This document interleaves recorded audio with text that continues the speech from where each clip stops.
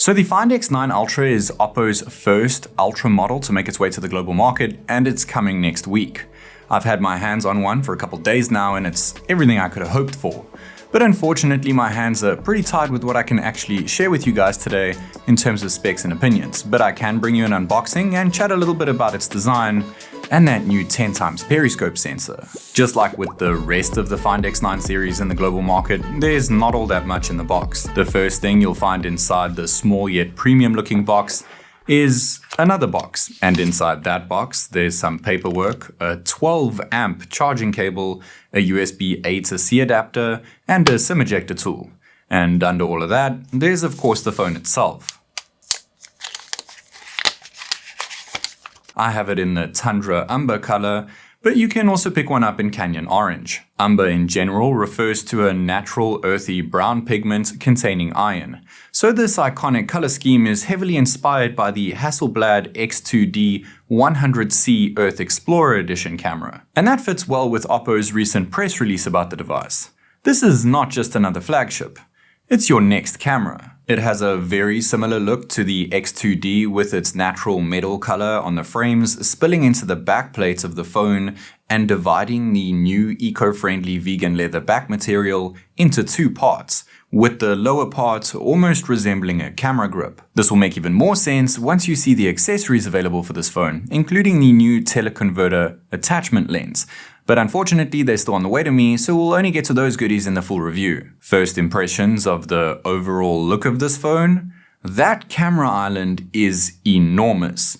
I mean, just look at it next to the Xiaomi 17 Ultra here, and I thought that had a huge bump. There's good reason for that though, because while I can't share the actual camera specs with you right now, there are 5 camera sensors underneath that circular glass lens.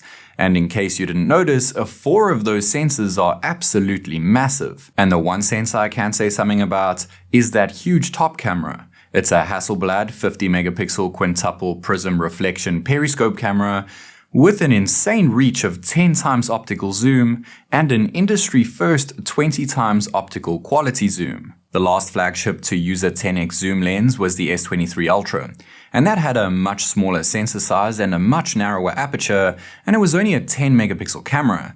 So how did OPPO actually make this possible? Well, most flagships cap their optical zoom range at 4 times or 5 times due to space constraints within the body of the phone.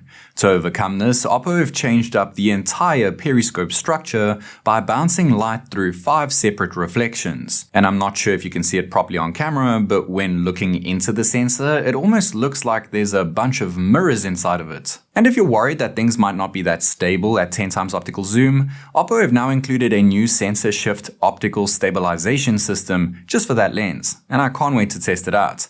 With all this tech, there really isn't a need for an external teleconverter lens at all.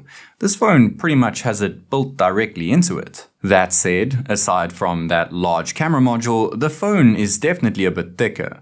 Not that you'd really notice though.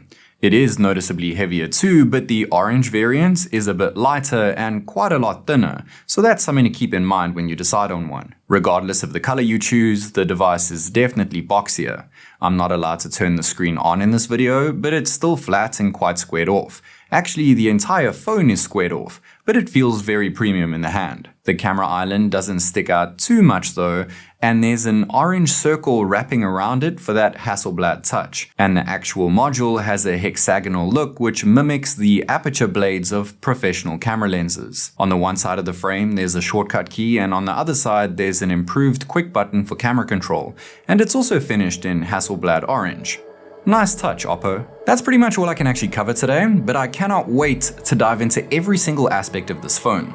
Launch date is set for April 21st, but I plan on waiting for my teleconverter lens to arrive before giving this before giving this insane camera phone a full honest review.